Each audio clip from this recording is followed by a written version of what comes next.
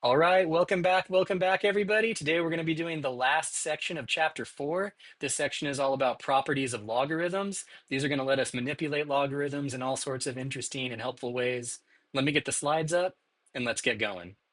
Right, where are we? All right, here we go.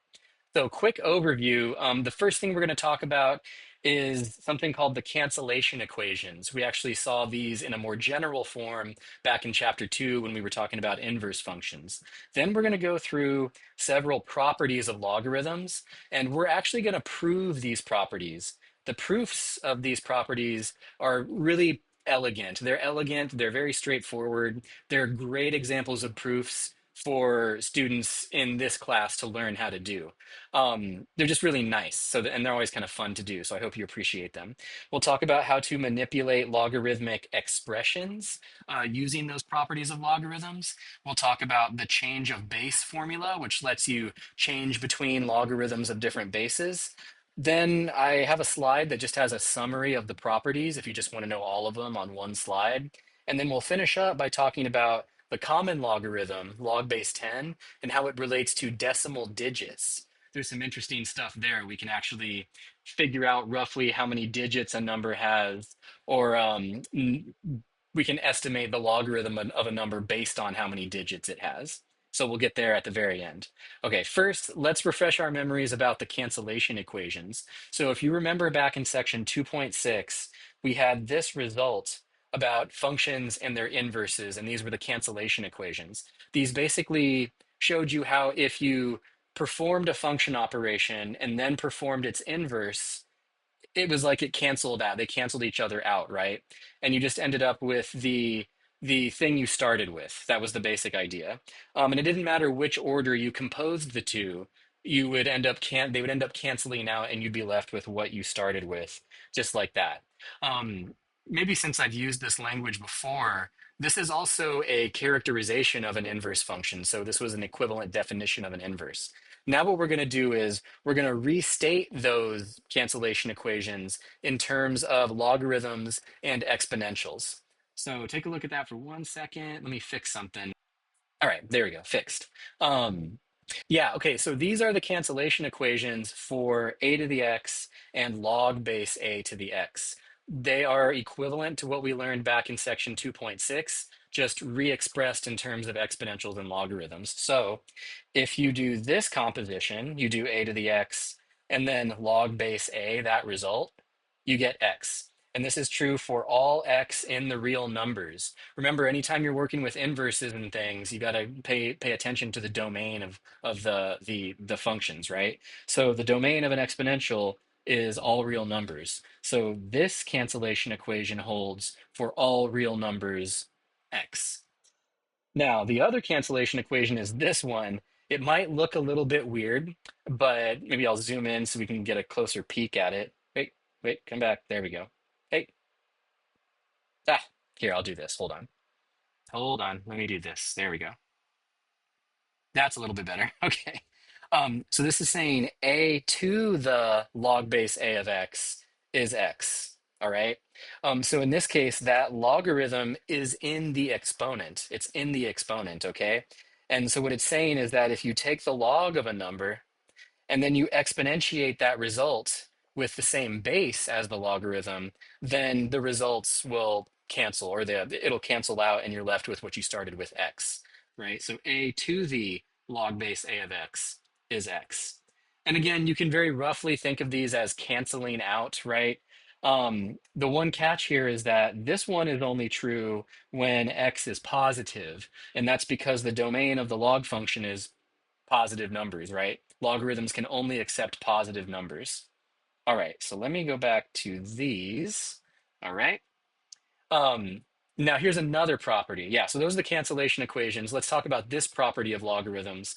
This is similar to the one that we saw in the previous section involving exponentials in, what was it, section 4.2. So check this out. Let a, m, and n be positive real numbers with a not equal to 1, then m is equal to n if and only if log base a of m is equal to log base a of n. All right, so just like previously when we saw the one for exponentials, this direction of this equivalence statement follows from the fact that the logarithm is well defined, and this follows from the fact that the logarithm function is one to one. So the utility of this proposition, the utility of this result, is that this allows us to take the log of both sides of an equation. All right. So if you've got something like this, you can take the log of both sides to get this. The catch, though, the catch is what's underlined here. It's only true if m and n are positive, or if you know for a fact that those will not be zero or negative numbers. And remember, this is an equivalence statement, so you can go back the other way too. If you've got log base a of m equals log base a of n, then you can drop the logs and you'll just be left with the input of the logarithms like that. As long as everything is positive, okay? That's the one catch. All right. Okay, so continuing here, let's talk about some more properties of logarithms. But what I want to do here is refresh your memory a little bit about some properties of exponents, because these properties of exponents have a corresponding logarithmic equivalent, or a logarithmic analog, I should say. Um, so here are the ones. So remember, anything to the zero is one for non-zero a. A to the one is a. That's just kind of an obvious result, right? A to the m times a to the n is a to the m plus n. A to the m over a to the n is equal to a to the m minus n. And then a to the mn is equal to a to the m times n, or a to the m to the n is equal to a to the m times n. All right. Um, One other thing I want to mention here, just kind of as like a peek on the mathematical horizon, what's happening here with exponentiation is it's converting a multiplicative process into an additive process and vice versa. Same thing here. This one, where is it? Here it's converting an exponentiation into a multiplication. So there's something special that goes on with exponentiation and why that's the case. And math majors, you are going to study that heavily when you get into like an abstract algebra course. But I just want to point out that, you know, this exponentiation is turning a product into a sum in the exponent, okay? All right. So here are the properties of logarithms. These are the corresponding properties. So let a, m, and n be positive real numbers, a not equal to 1, and r is any real number. All right, any real number. Then log base a of 1 equals 0. We're going to see examples of these in just a minute. Log base a of a equals 1. Log base a of m times n equals log base a of m plus log base a of n. Log base a of m divided by n is log base a of m minus log base a of n. And then this powerful result, log base a of m to the r is equal to r times log base a of m. All right. Yeah, all of these are going to be extremely handy. One thing I want to point out here is notice what's happening. This logarithm is taking a product and it's turning it into a sum of logarithms. Sounds familiar, right? Here, this logarithm is taking a ratio and turning it into a difference of logarithms. Also very familiar, right?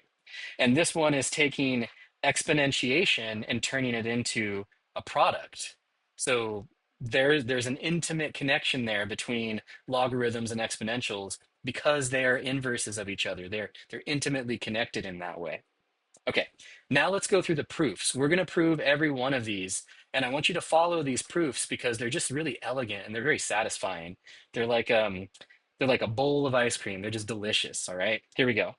So this was the first one. Log base a of 1 is 0. Here's an example. So you could say like log base 17 of 1 is 0. And then there's this one. Log base a is 1. For example, log base 5 of 5 is 1. And here are the proofs of those two. Log base a of 1 is equal to 0. And all we're going to do is write it in exponential form. Remember that? The little snail method, right? A to the 0 equals 1. Well, yes, obviously, right? Proof. We just proved it. If this is true, then that's true. And if this is true, then that's true. proved. Same thing down here. Uh, a to the 1 equals a. Well, yes, of course. That's it. That's it. Um, that's it. So by properties of exponents, we're done. All we're using is this inversion relationship. And what you're going to notice with all of these proofs is that's pretty much it. What we do is we take these logarithms, we write them in exponential form, we use properties of exponents, and then we rewrite the result in logarithmic form again. That's basically it. It's this whole like whoosh, whoosh, forward, use what we know here, and then backward, and we've got the result. So here we go. Let's do this one. Here is an example, log base a of 7 times 9. You can split that apart into a sum of logarithms, log base a of 7 plus log base a of 9, just like that, okay? So here's how we're going to do this. We're going to name these things first. We're going to let x be log base a of m and y be log base a of n. Then just by the definition of the logarithm, we can rewrite those in exponential form, right? A to the x equals m, a to the y equals n. Sweet. Now we're going to multiply those results. We're going to do m times n, which is a to the x times a to the y. Properties of exponents say that we can write that as a to the x plus y. And now we're just going to write this in log form. So it's going to be log base a of mn equals x plus y, right? Log base a of mn equals x plus y. But what is x? Log base a of m. And what is y? Log base a of n. And we're done. There's the proof. Log base a of mn is equal to log base a of m plus log base a of n. That's how easy it is. It's just inversion, the inversion relationship and properties of exponents. Right, next one. The ratio. So logarithms let you convert ratios into differences of logs. So for example, log base a of 50 divided by 7 is log base a of 50 minus log base a of 7. So here it's converting a ratio to a difference of logs. Let's prove it. The technique is virtually identical, so it might get a little bit boring. We're going to write x is log base a of m, y is log base a of n. Then we're going to write them in exponential form. A to the x equals m. A to the y equals n. Then we're going to divide those results. We're going to do m divided by n, which is a to the x divided by a to the y. Properties of exponents let us rewrite this as a to the x minus y. And now we're just going to write it in log form again. We're going to take this equation and write it in log form. Log base a of m over n is equal to that exponent, which is x minus y. But x is log base a of m, and y is log base a of n. And so there's the difference. Boom, just like that. All right. Now, let's do this one. This is one of the reasons that we really, really love logarithms because I don't know if you're noticing what's going on here. This power, that exponent, which is inside, is coming outside and multiplying. So this is one of the reasons why in the last section I was saying logarithms bring exponents down into the playing field. I mean that in a very literal way. They bring exponents down onto the level of factors and terms and let us work with them the same way we've been working with factors and terms since the beginning of the course. That's why logarithms are just so really just so nice, okay? Here's an example. Log base a of 13 squared, you can rewrite equivalently as 2 times log base a of 13. Really clean, really nice. Let's do the proof. Let x be log base a of m, writing it in exponential form. We're going to do a to the x equals m. There we go. And now we're going to use that one proposition that we learned about exponential functions. We're going to exponentiate both sides with a power of r, right? So we're going to take this and we're going to raise each side to the r to get that. Now, using properties of logarithms, we could just write this as x times r. And then we're going to rewrite this again in logarithmic form. So here we go. We're going to do log base a of m to the r equals this exponent. Wait, am I using that one or am I, is this definition of a log? Hold on, let me be sure here. Hmm. Well, I guess there's a couple of ways we could do it. Um, mm, this is, yeah, well, the way I have it written is actually using the cancellation equation. So maybe I'll rewrite that using the cancellation equation. Um, we don't, yeah, okay, well, we'll just say by the cancellation equations, right? We're taking the log of both sides. We're allowed to do that. Then here we're going to apply the cancellation equation. Log base a to the xr is just going to leave you with the exponent, which is x times r. I'm just going to reorder those, just commutativity of multiplication. R is r, but remember x is log base a of m. And that's it. That's what we were trying to prove, just like so. Super cool stuff. Super cool stuff. Very powerful results. Now, from these, we actually get a really nice corollary, in particular, property number five. Which property was that? Let me flash back. This one, the power, yeah, the power rule there. We get a really nice corollary, and you're going to see this a lot in calculus too, so you want to get comfortable with it. But also, this corollary is important because the natural exponential is the best, okay? It's the best one. So here we go.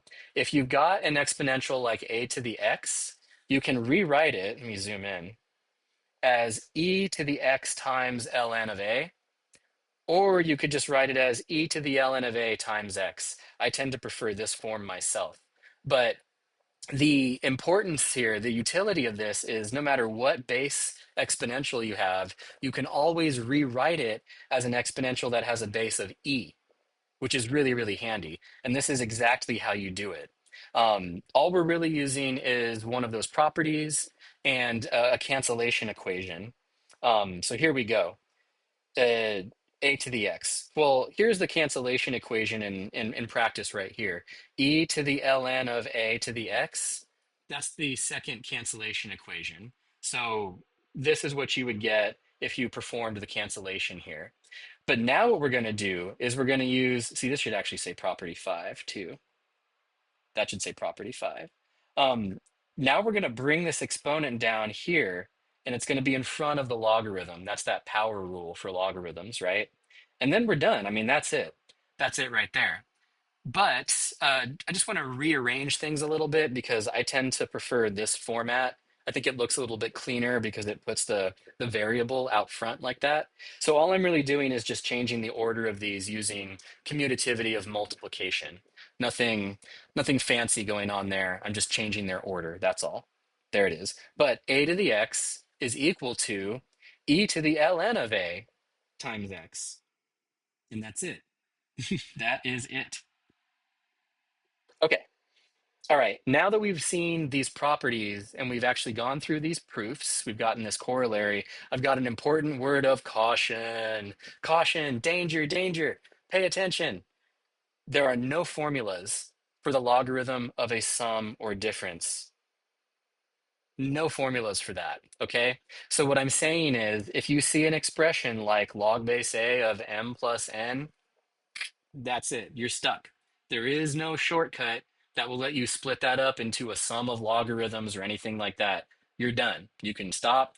You cannot simplify it unless you're just simplifying stuff on the inside. That's it. You can't pull that apart into a sum of logarithms. It's the same if you've got a difference, right? Log of a difference, you're stuck. There is no shortcut that's going to let you pull that apart into a difference of logs or anything like that. Notice the similarity here when we were talking about exponents before, right? Um, I'll write it in red. This is because this is not true, right? Remember we had talked about something like, oh, if you had x plus y to the r, it is not equal to x to the r plus y to the r. This is the same thing manifesting in logarithmic form instead of exponential form. Because again, logarithms are exponents. They are the exponents of exponentials. And if you remember, exponents don't play well with sums and differences. They really don't. Logarithms also do not play well with sums and differences because they are the exponents. So just beware. I'll repeat it one last time. Just beware. If you ever come across log of a sum, nothing else you can do. Nothing else you can do. If you come across log of a difference, nothing else you can do. You're stuck. All right. Now, the distinction here is if you look at these properties, I'm going to flash back. Here we go. This is saying if you have a difference of logarithms, then you can write it as log of a ratio. And this is saying if you have a sum of logarithms, you can write that as log of a product. That's it. Notice in none of these properties is there a sum or a difference inside the logarithm. That doesn't occur here. Okay? So there's that cautionary note. Now, let's talk about manipulating logarithmic expressions. So we're going to do this. We're going to use those properties and we're going to expand this. We're going to assume x is positive, and I want you to expand this as a sum of logarithms with all powers expressed as factors. Okay? I want you to try this one on your own. It might be a little bit tricky, but think about it for a minute. Think about it for a minute. Right? Say something out loud to yourself or to your dog, to your cat, to your colleague, your peer, anything. All right. And now try to work it out. Split that logarithm up until you've just got a sum of logarithms and all powers are expressed as factors. Okay. Now let's do it together. So here is the process. We're just going to use properties of logarithms, a bunch of them, okay? So first thing is inside the logarithm, we have a product. We have x times square root of x squared plus 1. So we can split that product into a sum of two logarithms, just like that. You see the split? So we're changing this product inside to a sum of logarithms, just like that. Now we're not done. Look over here. We've got log of square root of x squared plus 1. But we can rewrite that square root as an expression to the power of 1/2, right? So now what we have is we have, oops, there we go. We've got an exponential inside the logarithm. So we can bring this exponent down as a factor in the front. So that's exactly what we're going to do. This is going to come down right there.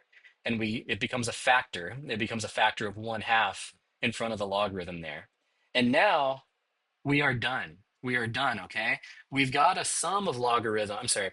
We have a sum inside the logarithm, but remember, there's no property that says you can take log of a sum and do anything with it. You're just stuck. It's done.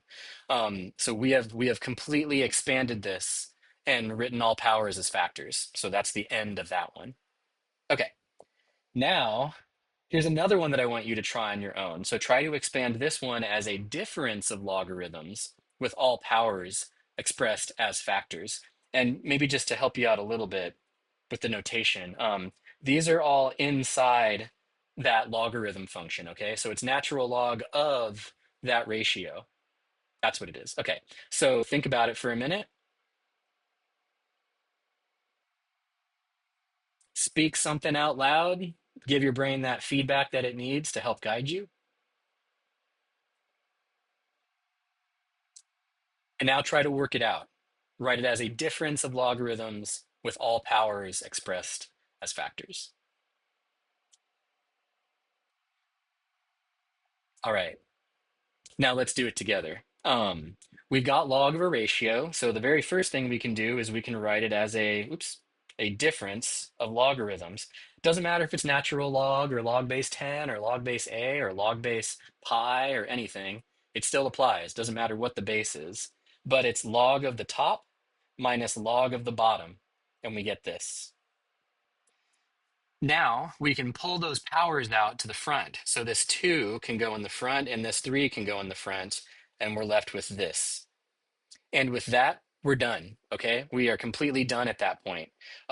Can't do anything about this log of a difference, right? There's no property that says you can do anything with that. So at this point, we're done. We've completed the process.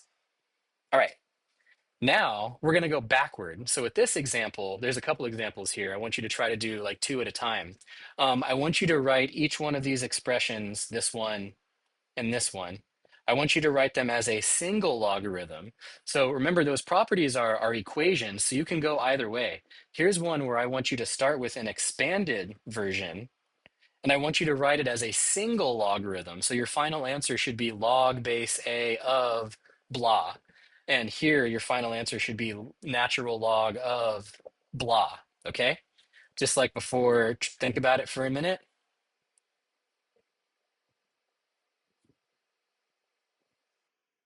All right, now verbalize something just to give your brain that feedback. And now work it out. Try to do both of them, and then we'll do both of them together in a moment.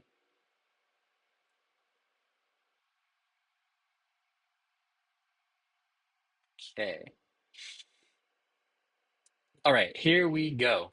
Okay, so, well, I'll do this. Okay, so first thing I notice is we've got 4 times log of 3. So we can actually move that power or that factor of 4 inside the logarithm as a power, and we get that right there.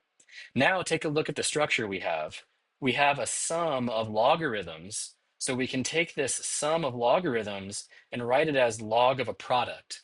That is that property of logarithms. It's going to be 7 times 3 to the fourth inside the logarithm now. 7 times 3 to the fourth. What's 3 to the fourth? 3 to the fourth is 81. 7 times 81 is 567, and voila, we're done. That's it. So we've now taken this expression and written it as one with a single logarithm, a single logarithm. Now let's do the second one. Second one has a little more going on, but not too bad, not too bad. There is an important technique at the end that I want to emphasize. So first thing I notice here is we have a factor that we can move in as a power, and that's exactly what I did to go from here to here. 2/3 comes in and becomes the power of 8. This one, this is a difference inside the logarithm. Nothing I can do to like split that up or anything, but I could simplify within the logarithm, right? This is 25. 25 minus 1 is 24. There we go. Now look what we've got. We've got a difference of logarithms just like that. So what we can do is we can write that as oh, wait, I did one more simplification. Here we go. I simplified this a little more. 8 to the 2/3, that is 2 squared, which is 4. And now what I'm going to do is I'm going to write this difference of logarithms as a single logarithm of a ratio, just like that. So difference of logarithms becomes log of that ratio there. 4 over 24. 4 over 24 reduces to 1/6. And now I'm going to do this. This is an important technique that you'll see used all sorts of times in Calc 1, Calc 2, various math courses. I'm going to write 1/6 as 6 to the negative 1. And now again, I'm going to use properties of logarithms to bring this power of negative 1 out to the front and write it as negative ln 6. All right. So in other words, natural log of 1/6 is equal to negative log 6 by properties of logarithms. That's it. So you'll notice this kind of thing a lot. So I wanted to emphasize it here in this example. All right. Now, moving along, the next thing we got to talk about is something called the change of base formula. Here's the statement. And wait, do I talk about it? Yeah, okay. Let me say this before I read the statement out loud. The change of base formula literally lets you change the base of a logarithm to any other base that you would like. And this formula explains how they're related. So let A, B, and X be positive numbers. Ooh, and again, A and B not equal to 1. A not equal to 1, B not equal to 1. They've got to be valid bases for the logarithm. Then log base b of x is equal to log base a of x over log base a of b. Okay? Uh, Here, that's what we're looking at. And then what I have here is I've rewritten it in this form, and I'll explain why on the next slide. All I did was, I wrote it using that fundamental intuition, that representation we talked about in 1.1. I wrote this fraction as, 1 log base a bth of log base a of x. Now I'll explain why in just a moment here, but this is the change of base formula. this is equal to that, which is equal to that. You can use either form that you want and it will be valid. Okay, so the reason that I like to emphasize this particular structure is because what this equation says is that logarithms of any base are proportional to each other. They're proportional to each other. I don't know if you can see it here, but let me emphasize with some highlighting. Log base b of x, log base a of x, and this thing right here, that's k. That's k. So what this is showing you is that this logarithm is proportional to this logarithm. It's just that the constant of proportionality is this thing right here, 1 over log base a of b. That's the constant of proportionality.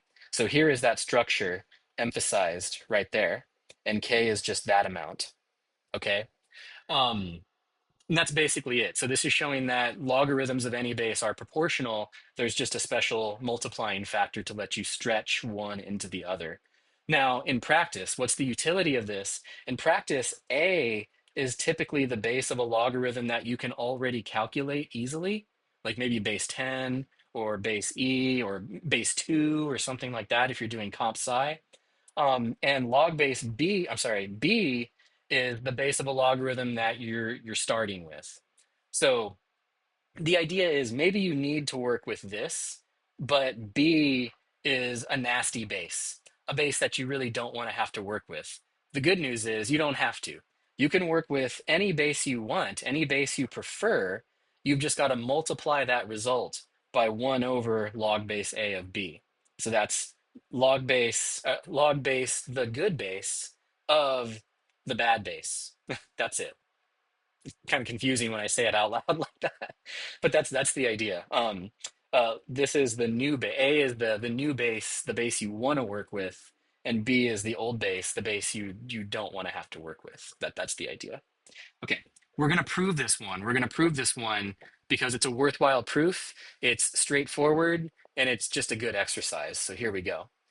We're going to start by doing this. Let y equal log base b of x, okay? Then by the definition of the logarithm, the inversion relationship, we're going to write it in exponential form. B to the y equals x. Now we're going to use properties of logarithms. We're going to use that proposition and so on and so on. We're going to take the log of both sides of this equation, just like that. That's that proposition. Now we're going to use properties of logarithms to pull this exponent down to the front. There we go. Now we're going to divide both sides by log base a of b. So we're going to divide this by that, and we get this. And now we're pretty much done. We're pretty much done. That's the expression. We just got to remember that y is equal to log base b of x. So we're going to replace it with log base b of x, and that is the change of base formula. That's it. All right, let's do, I think I have one example. Yeah, let's do one example. You can try this one on your own, and then we'll move on to something else, decimal digits and things like that. Okay, so think about this one for a second. I want you to try to write log base 3 of 5 in terms of the natural logarithm, and then approximate that value using a calculator or some other computational resource. Okay, now, let me pull that up. Okay, say something out loud to yourself or your dog, your cat. And now just write it out and then use a calculator, approximate it to, I don't know, 5, 6, 7, 8 digits. All right, now let's do it together. So we want to write this in terms of natural log. So that means the new base is going to be base e. So here's what we get. Log base 3 of 5 is log base e of 5 divided by log base e of 3. So you see how that works? It's basically saying this, log base 3 of 5 is equal to log base e of 5, but we've got to scale the result. We got to scale the result by log base e of the old base, 3. Here I'm just rewriting it in terms of ln, and now I'm using a calculator. Every calculator comes with a natural log button, so you can just do natural log 5 divided by natural log 3, and it should give you this approximation here. There you go. That's the change of base formula. Um, Most calculators these days will actually let you enter any base that you want. for your logarithm, most calculators.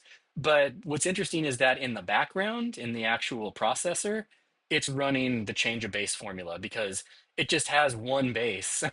It really just has one base or maybe two. Usually it has base E and base 10, and that's all that's built in. And then it just uses this formula to give you whatever logarithm you want. So that's one of the reasons we learn these things. How do the computers actually do what they're doing?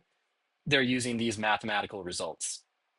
All right, so here is the summary. So this is a summary of all the properties that we learned, all of them, the ones that you're going to need to know and to use. These are things you should memorize. But again, I'm not a big fan of memorization. So rather than memorize them, I would encourage you to just get comfortable with using them. Whenever you see log of a product, you can write it as a sum of logs. Whenever you see log of a ratio, you can write it as a difference of logs. If you've got a power, an exponential inside of a logarithm, you can bring down the power and put it in the front. These are the cancellation equations. This is how you rewrite an exponential with a base of e. And then this is the change of base formula. All right, so those are important. You'll use them a lot. You'll also prove them again in Calculus 2. So there you go. Okay, now the last thing I wanted to talk about is the relationship between the common logarithm and decimal digits. And this is just a really cool result. And it will help you. I like it because it gives you some more control over these numbers and over logarithms. Sometimes these things feel very abstract and very bizarre. This should bring things down into a more comfortable, intuitive um, place. So first thing is we need to go back to chapter 1 for a minute and remember that the decimal system represents any number as a sum of scaled powers of 10, right? We talked about this back in section 1.3, I think it was. But 2163 literally means two thousands, 100, six tens, and three ones, right? So these are all powers of 10. Yeah, each one of those corresponds to a power of 10, or in other words, an exponential with a base of 10. And so this structure, the decimal system, gives us a convenient way to estimate the common logarithm of a decimal number. So check this out for a second. Notice that log base 10 of 100 is going to be 2 using the cancellation equations, right? Log base 10 of 10 squared is 2. Log base 10 of 10 cubed is 3. Log base 10 of 10 to the fourth is 4, and so on. But notice how many digits are in these, right? 100 has 3 digits, 1000 has 4 digits, 10,000 has 5 digits. So you've got this like one step down, 3 to 2, 4 to 3, 5 to 4. And just in general, if this is n many digits, then the logarithm is going to be n minus 1. So if this is 1 billion and so on, it'll be like, yeah, it'll be one less. So what this tells us is that the integers that have n digits, they have to lie in this interval. They have to lie in the interval 10 to the n minus 1, comma 10 to the n. So any integer that has n digits is going to be somewhere in this interval. All right. Now, because we know that log base 10 of 10 to the n minus 1 is n minus 1, and log base 10 of 10 to the n is n, that means that the value of the logarithm of an n-digit number must be greater than or equal to n minus 1 and strictly less than n. So more specifically, there's a lot, right? A lot of jargon. More specifically, this. The common logarithm of an n-digit positive integer is in the interval n minus 1 to n, excluding n, including n minus 1. That's it. Um, the reason this is handy, the reason this is like a powerful or lets us have some control over these numbers is if you take the logarithm of some number, you can estimate the value just by counting the digits. That's it. Let's practice for a minute here. This one I will do just so you can kind of follow along. You don't have to do this one on your own unless you would like to. But let's estimate log base 10 of, oh geez, I don't even know what that number is. This 82740125738,430. So what is that number? This might look like a bunch of gobbledygook. It might be very overwhelming. The good news is it's very easy to estimate. Just count the number of digits. One, two, three, four. Wait, 4, 5, 6, 7, 8, 9, 10, 11, 12, 13, 14. Okay, this number is about 14. Log base 10 of this number is approximately 14. And whatever that number is, it's got to be between 13 and 14. That's it. That's the result. That's what's so nice about the common logarithm and decimal digits. So that's basically what the previous slide said in generality. This number has 14 digits, so this number is about 14. And whatever that number is equal to, it's got to be between 13 and 14. That's it. Go to a calculator and approximate it, and you'll see that you get that it's about 13.91771618. Cool stuff. Cool stuff. Okay, one more result. So since the common logarithm of an n-digit positive integer is in that interval, like we just saw, we get the following corollary of that result. Let capital N be a positive integer. Then whatever that number is, it's got this many digits. And this is floor of log base 10 of n plus 1. Okay, let me explain what this function is doing. You might notice this function looks like that. It's got these little like brackets at the bottom there. So that's what we call the floor function. The floor function just gives you the nearest integer that is less than or equal to the number inside. So for example, the floor of 3, I'm sorry, the floor of pi is 3. It's basically the nearest integer below the number. Or if you add an integer, it's just equal to that integer, right? So that's the floor function, and we denote it with this little like drop symbol to indicate the floor. All right. And then there's also a ceiling function. Ceiling function is kind of the analogous result for the integer above, right? So the ceiling function spits out the nearest integer greater than or equal to x. So for example, the ceiling of pi is 4. And that's it. So you've got the floor function and the ceiling function. The way that I always remember them is literally there's a floor, right? And then there's a ceiling. So wherever your number is, if it's in between here somewhere, if the number is right here, the ceiling of it is the ceiling, and the floor of it is the floor. That's it. And then if you're actually on the ceiling or the floor, then you stay where you are. That's pretty much it. So what this is saying is, let's say you have some positive number, just any positive number, and you want to know how many digits it has, decimal digits. Then you take the floor of the logarithm and add 1. That's it. That's it. And it's literally just piggybacking off of this idea, right? This had 14 digits. So you take the floor, you take the logarithm, which was 13.9, you take the floor of that, which would be 13, and then you add 1, and that'll tell you how many digits it has. That's it. That's what this says. It's like the lower bound plus 1. That's all it is. Okay, let's try it, all right? This is one I want you to try, okay? Try this one on your own using what we just talked about, and we'll do it together in a minute. Suppose n is a positive integer such that the log of n is 78.234. How many digits does that number have? Think about it. All right, now say it out loud. How many digits do you think that number has? Okay, now write it down. Commit it to the paper or commit it to the tablet. How many digits does this unknown number have? All right, let's do it together. It should be 79. It should be 79, right? So what do you do? Well, this is the natural, I'm sorry, the common logarithm of the number is 78.234. So we take the floor of that number, which is 78, and then add 1. So whatever this number n is, it's got to have 79 digits. That's it. There you go. I took the floor of the logarithm, which was 78. I added 1, and that gave me 79. That's it. Yeah. Maybe to put it another way, if you're kind of like, wait, why is that working? Let's just go from the log form to exponential form for a moment here. If we know log base 10 of n is approximately 78.234, write it in exponential form. 10 to the 78.234 is approximately n, right? So whatever that number is, it's about 10 to the 78.234, right?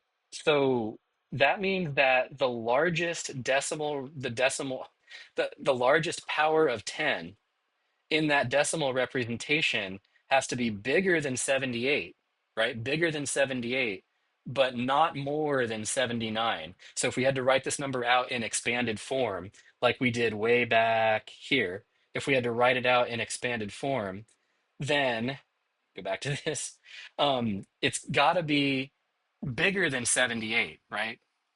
It's got to be greater than 78, but it can't be more than 79. So that means that it's got to be a 79 digit number. Cool stuff, huh? I think that's cool stuff.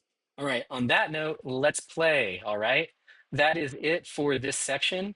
That's actually it for chapter 4. So we went through all that stuff: exponents, exponentials, logarithms, properties of logarithms. We're going to use all this stuff.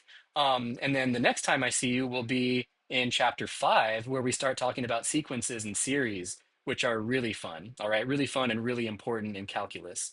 So I'll leave you all at that. Thank you so much again for watching, and I'll see you next time. Have a good one, everybody.